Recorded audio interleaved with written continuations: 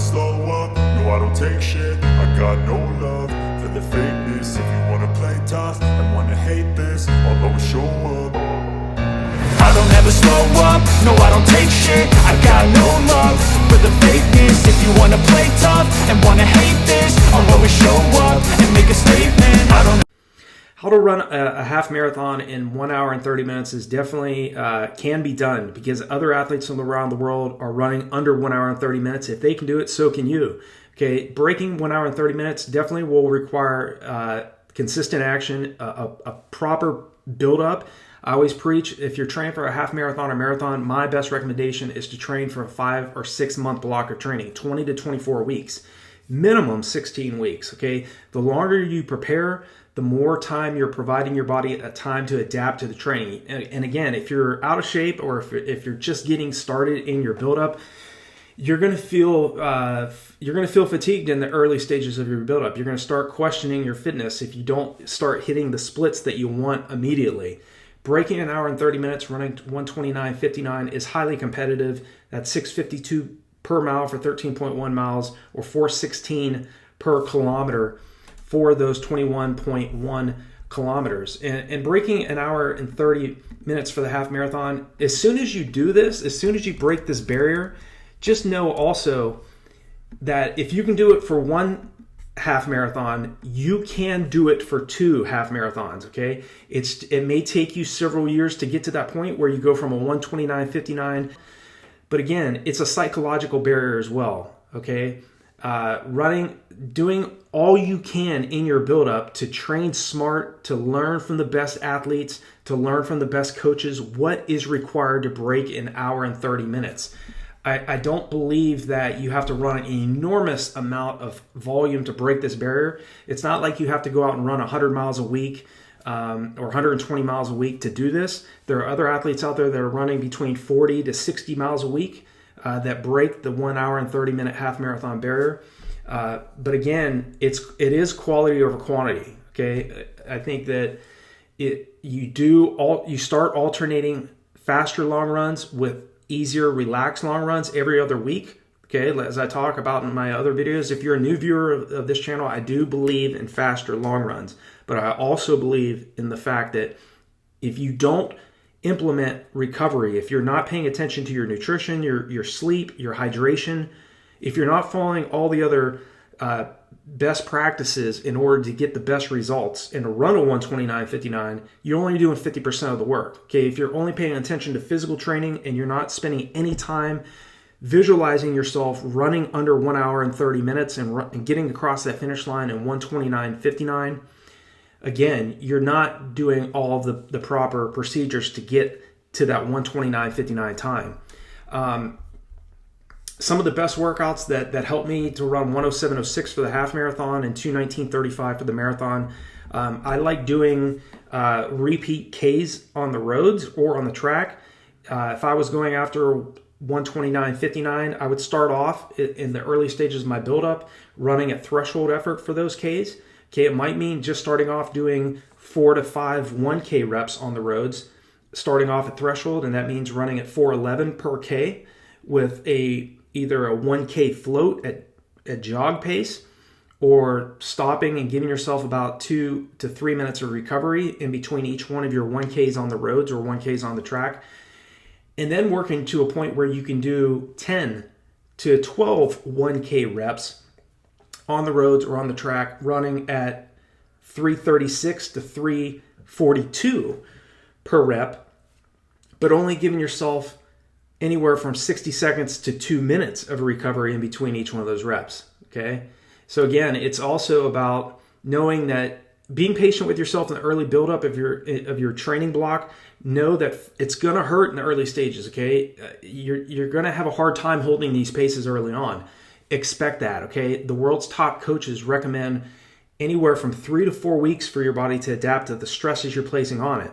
So expect to be challenged in the early weeks of your buildup. I promise you, 3 to 4 weeks of consistently doing the same workout is going to become much, much easier for you. And that sub 6:52 mile pace or sub 4:16 kilometer pace is no longer going to feel as aggressive to you. And you're going to get from, if you're like 137 right now and you're trying to get to 129.59, it's going to become easier for you. Okay, the heart doesn't have to work quite as hard. You become much more relaxed as you're running at faster paces, and you're going to become much more confident. Okay, that's just an example. I mean, I like doing 1,600 meter reps on the track. And again, if the athlete that's trying to run 129.59 for the half, that means may start off running at threshold effort. Okay, running at 6:44 mile pace per 1,600 meter rep, giving yourself 3 minutes of recovery between each one of those reps, and then working your way out. Okay, it might mean, again, starting off much more conservative. You may start off running 2 to 3 1,600 meter reps at 6:44, 6:44 to 6:50, around that range, and then working your way to a point where you can do 6 to 10 1,600 meter reps on the track at around 5:52 to 5:55 per rep.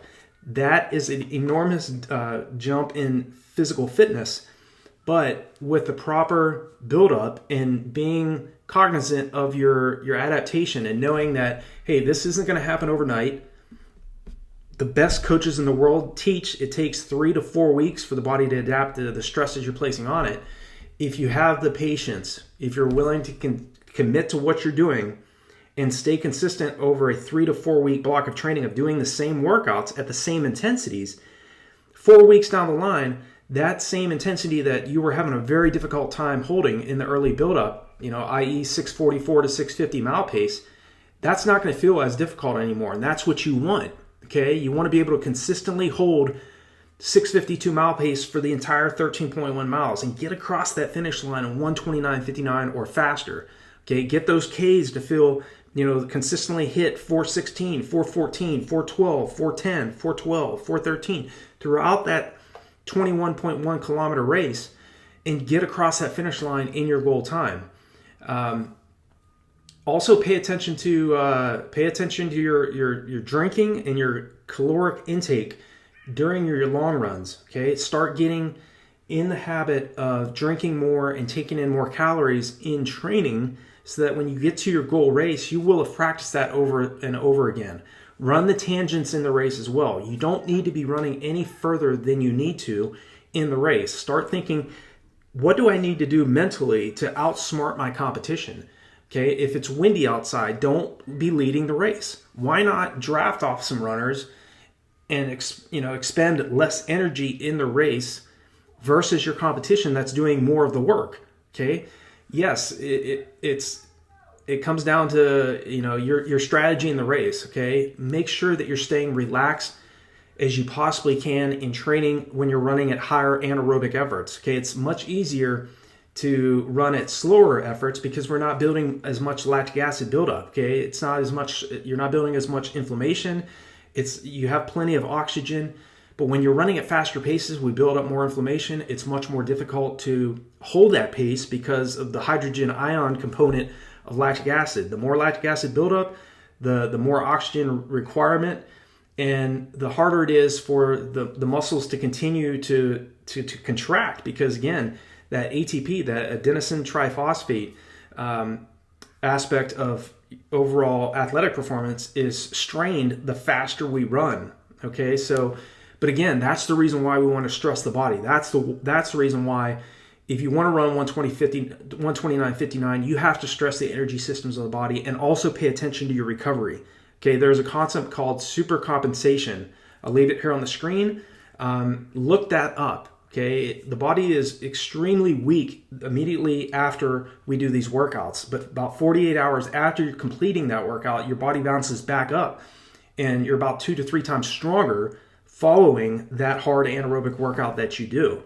Okay, it's a lot of times when you feel like you're warming up before a hard workout, you feel like trash and you feel like you're not running very fast, and maybe you're not running very fast. But then once you get locked into the workout and you see how much faster you're running, after that workout's done, you go out and you do your cool down and you're running significantly faster than you did prior to the start of that workout, because again, your your overall biomechanics and your overall physiology is still, your system's just ramped up and still excited. So again, you feel your paces are still even faster in your cool down than they were in your warm up.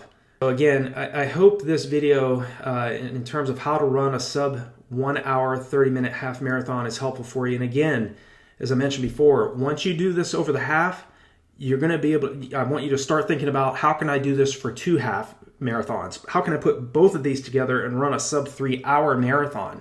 Okay, when I was in college, my PR, I ran a 1:13 the first time I ran the half marathon. And I was thinking at that time, man, how do I put 2 of these back to back in under 1 hour and 11 minutes? Because that was the USA Track and Field Olympic Trials B standard time for the marathon, 2 hours and 22 minutes. So it took me an additional, about another 9 to 10 years to go from 1:13 in the half marathon to 2:19:35. So the question is, how long are you willing to work in order to get what you want? In this case, breaking 1 hour and 30 minutes for the half marathon. I know you can do it, but it's that consistent action. Make sure that you're relentless in what you're doing. You're willing to put in the work, and don't lose enthusiasm. There's going to be times where you're challenged. There's going to be times where you're questioning yourself. Stay focused on what you want.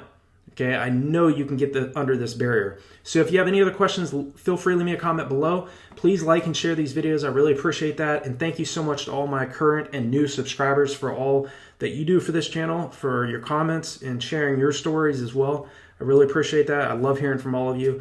And again, if you have any other questions, leave them below. Check out the resources below these videos, as well as on RunDreamAchieve.com. And I'll talk to you all in the next video.